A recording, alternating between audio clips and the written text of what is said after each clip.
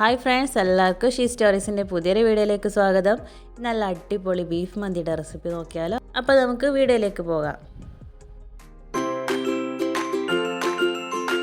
അപ്പോൾ നമ്മളെപ്പം മന്തി ഉണ്ടാക്കാൻ ready ആകുമ്പോഴും first നമ്മൾ അരി ഒന്ന് കുതിർത്ത് വെക്കണം. അപ്പോൾ ഞാനിവിടെ ഒരു 4 കപ്പ് മന്തി അരി എടുത്തിട്ടുണ്ട്. ഇനി ഇത് നന്നായിട്ടൊന്ന് വാഷ് ചെയ്തതിന് ശേഷം ധാരാളം വെള്ളം ഒഴിച്ചിട്ടൊന്ന് 1 മണിക്കൂർ നേരത്തേക്ക് കുതിർത്ത് വെക്കാം.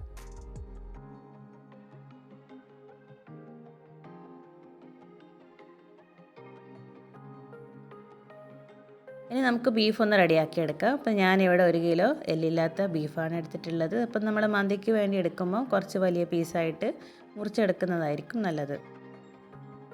അപ്പോൾ ബീഫ് നന്നായി കഴുകി വെള്ളമൊക്കെ കളഞ്ഞിട്ടാണ് എടുത്തിട്ടുള്ളത്. ഇനി ഇതിലേക്ക് 1 ടേബിൾ സ്പൂണിൽ മല്ലിപ്പൊടി, 1/2 ടേബിൾ സ്പൂണിൽ മുളക് പൊടി, 1/4 ടേബിൾ സ്പൂണിൽ മഞ്ഞൾ പൊടിയും പിന്നെ ആവശ്യത്തിനുള്ള ഉപ്പും ഇട്ടിട്ട് ഒന്ന് മിക്സാക്കി കൊടുക്കാം. ഇനി ഇതിലേക്ക് 1 ടീസ്പൂണിൽ ഇഞ്ചി വെളുത്തുള്ളി പേസ്റ്റ് കൂടി ഇട്ടിട്ട് നന്നായിട്ടൊന്ന് മാരിനേറ്റ് ചെയ്തിട്ട് ഒരു അരമണിക്കൂർ നേരത്തേക്ക് ഇതൊന്ന് മാറ്റി വെക്കാം. അരമണിക്കൂർ കഴിഞ്ഞു. ഇനി നമ്മൾ മാരിനേറ്റ് ചെയ്ത് വെച്ചിട്ടുള്ള ബീഫ് നമുക്കൊരു കുക്കറിലേക്ക് ഇട്ട് കൊടുക്കാം. ഇനി ഇതിലേക്ക് 1/2 ഗ്ലാസ് വെള്ളം കൂടി ഒഴിച്ചിട്ട് ഒന്ന് നന്നായിട്ടൊന്ന് വേവിച്ചെടുക്കണം. ഇനി നമ്മൾ ചോറുണ്ടാക്കുമ്പോൾ എടുക്കാൻ വേണ്ടിയിട്ട് തക്കാളിൻ്റെ പ്യൂരി ഉണ്ടാക്കിയെടുക്കണം. അപ്പോൾ അതിന് വേണ്ടി ഞാനൊരു 3 തക്കാളി ഇതുപോലെ വെള്ളത്തിലിട്ടിട്ടൊന്ന് വേവിച്ചെടുക്കുന്നുണ്ട്. അതിന് മുകളിലെ തൊലിയൊക്കെ ഒന്ന് പൊട്ടി അത് വിട്ട് വരുമ്പോൾ തക്കാളി പുറത്തെടുത്തതിന് ശേഷം അതിൻ്റെ തോലൊക്കെ കളഞ്ഞ് ഒന്ന് ആറിക്കഴിഞ്ഞാൽ നമുക്കിതുപോലെ മിക്സി ജാറിലിട്ടിട്ട് നന്നായിട്ടൊന്ന് അരച്ചെടുക്കാം. ഈ തക്കാളി പ്യൂരി നമുക്കവിടെ മാറ്റി വെക്കാം. അപ്പോഴേക്കും നമ്മുടെ ബീഫൊക്കെ ഇവിടെ വെന്ത് വന്നിട്ടുണ്ട്. ഇതിൻ്റെ സ്റ്റോക്ക് എടുത്തിട്ട് അത് നമുക്കൊന്ന് മാറ്റി വെക്കണം. അപ്പോൾ ഇതിലുള്ള ഇറച്ചിയും അതിൻ്റെ സ്റ്റോക്കും വേറെ വേറെ ആക്കി വെച്ചിട്ടുണ്ട്. ഇനി ഈ ഇറച്ചി ഒന്ന് പൊരിച്ചെടുക്കണം. ഇനി നമുക്ക് അരി ഒന്ന് വേവിച്ചെടുക്കണം. അതിന് വേണ്ടി ഞാൻ അടുപ്പത്ത് വെള്ളം വെച്ചിട്ടുണ്ട്. അപ്പം നമ്മളെടുത്ത അരിയുടെ അളവിനേക്കാൾ ഇരട്ടിയിൽ കൂടുതൽ വെള്ളം എടുത്തിട്ടുണ്ട്. ഇനി നന്നായിട്ട് കഴുകി ഊറ്റി എടുത്തിട്ടുള്ള അരി ഈ വെള്ളത്തിലേക്ക് ഇട്ട് കൊടുക്കാം. അപ്പോൾ ഇതൊന്ന് ചൂടായി വരുന്ന സമയത്ത് ഇതിലേക്കൊരു 3 ഏലക്കായ, 2-3 കഷ്ണം പട്ട, ഒരു 4 ഗ്രാമ്പൂ ഇട്ട് കൊടുക്കുന്നുണ്ട്. പിന്നെ ഒരു ഉണങ്ങിയ നാരങ്ങ 2-3 കീറ് വെച്ച് കൊടുത്തിട്ട് അതും ഇട്ട് കൊടുക്കാം.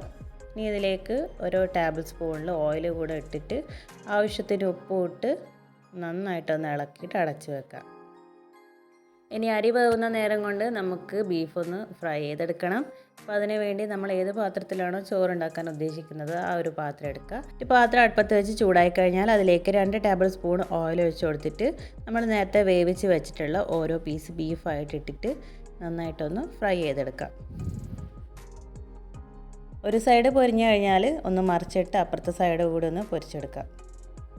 ബീഫ് അധിക നേരം വെച്ച് പൊരിക്കാൻ നിന്നിട്ടുണ്ടെങ്കിൽ കുറച്ച് ഹാർഡായി പോവും. അതുകൊണ്ട് 2 സൈഡും ഒന്ന് മുരിഞ്ഞ് കിട്ടിയാൽ നമുക്കിത് വേറൊരു പാത്രത്തിലേക്ക് മാറ്റാം. ഇനി ഇതേ പാത്രത്തിൽ തന്നെ നമുക്ക് 1 ടേബിൾ സ്പൂൺ ഓയിൽ ഒഴിച്ച് കൊടുക്കാം. എന്നിട്ട് ഇതിലേക്ക് 1 ടേബിൾ സ്പൂൺ ഇഞ്ചി വെളുത്തുള്ളി പേസ്റ്റ് ഇട്ട് കൊടുക്കാം. ഇഞ്ചിയുടെയും വെളുത്തുള്ളിയുടെയും പച്ചമണം മാറുന്നത് വരെ ഒന്ന് മൂപ്പിച്ചെടുക്കാം. ഇനി ഇതിലേക്ക് 1 ഉള്ളി ചെറുതായി അരിഞ്ഞിട്ടിട്ട് കൊടുക്കാം.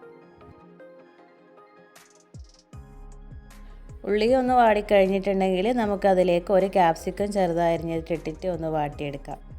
ക്യാപ്സിക്കം വാടിയിട്ടുണ്ട്. ഇനി ഇതിലേക്ക് പൊടികളൊക്കെ ചേർത്ത് കൊടുക്കണം. ഇതിലാദ്യം 3/4 ടേബിൾ സ്പൂൺ മന്തി മസാലയാണ് ചേർത്ത് കൊടുക്കുന്നത്. ഇത് വീട്ടിൽ തന്നെ നമ്മൾ പൊടിച്ചെടുത്തിട്ടുള്ളതാണ്. ഇതിൻ്റെ കൂടെ തന്നെ 1 ടീസ്പൂൺ ഗരം മസാല, 1/4 ടീസ്പൂണിൽ ചെറിയ ജീരകം പൊടിച്ചത്, 1 ടീസ്പൂൺ കുരുമുളക് പൊടി, പിന്നെ 2 മാഗി ക്യൂബ് കൂടി എടുത്തിട്ടുണ്ട്. ഞാനിത് ചിക്കൻ്റെ മാഗി ക്യൂബാണ് എടുത്തിട്ടുള്ളത്. അതൊന്ന് പൊടിച്ചിട്ട് കൊടുക്കാം. ഇതൊക്കെ ഇട്ടിട്ട് നന്നായിട്ടൊന്ന് വഴറ്റിയെടുക്കാം. ഇനി ഇതിലേക്ക് നമ്മൾ നേരത്തെ അരച്ച് വെച്ചിട്ടുള്ള തക്കാളിയുടെ പ്യൂരി ചേർത്ത് കൊടുക്കാം. തക്കാളിയുടെ പച്ചമണം മാറുന്നത് വരെ ഇനി ഇതിൽ കിടന്നിട്ടൊന്ന് വെന്ത് വരണം.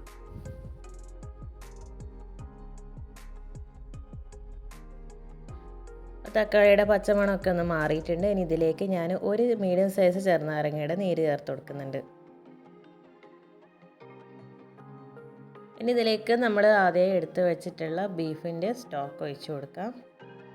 സ്റ്റോക്ക് ഒഴിച്ചിട്ട് ഒന്ന് അടച്ച് വെക്കുന്നുണ്ട്. ഇതിനി ഒന്ന് തിളച്ച് വരണം. ബീഫ് സ്റ്റോക്ക് ഇട്ടിട്ട് നന്നായിട്ട് തന്നെ തിളച്ച് വന്നിട്ടുണ്ട്. ഇത് ജസ്റ്റ് ഒന്ന് വറ്റി വരണം. അപ്പോൾ നമ്മുടെ ചോറിൻ്റെ ടേസ്റ്റ് എന്ന് പറയുന്നത് ഈ ഒരു മസാലയാണ്. അപ്പോൾ നമുക്ക് വീട്ടിൽ തയ്യാറാക്കുന്ന സമയത്ത് ഇതുപോലെ ഉണ്ടാക്കിയിട്ടുണ്ടെങ്കിൽ നല്ല ടേസ്റ്റ് ഉണ്ടാകും ചോറ് കഴിക്കാൻ. ഇതൊന്ന് വറ്റി വരുന്ന സമയത്ത് ഇതിനകത്തുനിന്ന് 2 സ്പൂണ് മസാല നമ്മളൊന്ന് മാറ്റി വെക്കുന്നുണ്ട്.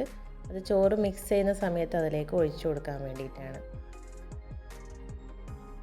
ഏകദേശം നന്നായിട്ട് തന്നെ നമ്മുടെ മസാല ഒക്കെ ഒന്ന് വറ്റിയിട്ടുണ്ട്. ഇനി ഇതിലേക്ക് നമ്മൾ നേരത്തെ പൊരിച്ച് വെച്ചിട്ടുള്ള ബീഫ് ഇട്ട് കൊടുക്കാം. അപ്പോൾ നമ്മൾ വേവിക്കുന്ന സമയത്ത് ഇറച്ചി വല്ലാതെ അടിഞ്ഞു പോവുകയാണെങ്കിൽ നമുക്കിതുപോലെ പീസായിട്ട് ബീഫ് കിട്ടില്ല. അതുകൊണ്ട് അധികം അടിഞ്ഞു പോവാതെ വേണം വേവിച്ചെടുക്കാൻ. ഈ ഒരു സമയം കൊണ്ട് നമ്മുടെ ചോറൊക്കെ ഇവിടെ വെന്ത് വന്നിട്ടുണ്ട്. അപ്പം നമ്മൾ കൂടുതലായിട്ടും വെന്ത് പോവാതിരിക്കാൻ വേണ്ടിയിട്ടൊന്ന് നോക്കണം. ഇനി വെള്ളത്തിൽ നിന്ന് ഊറ്റിയെടുത്തിട്ടുള്ള ചോറ് നമുക്ക് ഈ ഒരു മസാലയിലേക്ക് ഇട്ട് കൊടുക്കാം. അപ്പോൾ ചോറ് ഒരു അരിപ്പയിലിട്ട് ഊറ്റിയിട്ട് ഇട്ട് കൊടുക്കുന്നതായിരിക്കും നല്ലത്. അല്ലെങ്കിൽ നമ്മുടെ മസാലയിൽ വെള്ളം കൂടിപ്പോവാൻ സാധ്യതയുണ്ട്.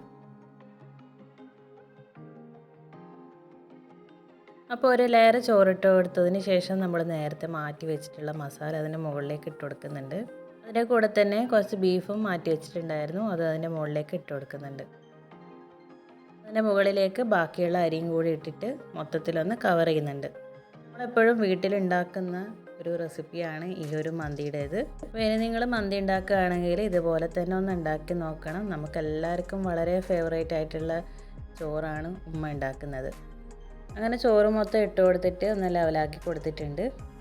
ഇനി ഇതിൻ്റെ മുകളിലായിട്ട് 4 പച്ചമുളക് ഇതുപോലെ കുത്തി കൊടുക്കുന്നുണ്ട്. ഒരു കണക്കിന് നോക്കുകയാണെങ്കിൽ നമുക്ക് ബിരിയാണിയെക്കാട്ടിയും ഹെൽത്തിയാണ് മന്തി എന്ന് പറയാം. കാരണം ബിരിയാണിക്ക് എടുക്കുന്ന അത്രയും ഓയിലും ഉള്ളിയും ഒന്നും നമ്മൾ ഇതിൽ എടുക്കുന്നില്ല. ഇനി ഇതൊന്ന് അടച്ച് വെച്ച് ഒരു 10 മിനിറ്റ് ചെറിയ തീയിൽ വെക്കാം. അപ്പം നമുക്ക് ആ മസാലയുടെ ഒക്കെ ഒരു ഫ്ലേവർ ഇറങ്ങാൻ വേണ്ടിയിട്ട് നമ്മളതിന് സമയം കൊടുക്കാം.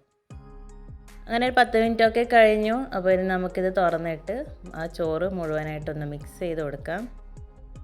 ആ ചോറും മസാലയായിട്ടൊക്കെ മിക്സ് ആകുമ്പോഴേ നമുക്കതിൻ്റെ ഒരു റിയൽ ടേസ്റ്റ് ഫീൽ ചെയ്യുള്ളൂ.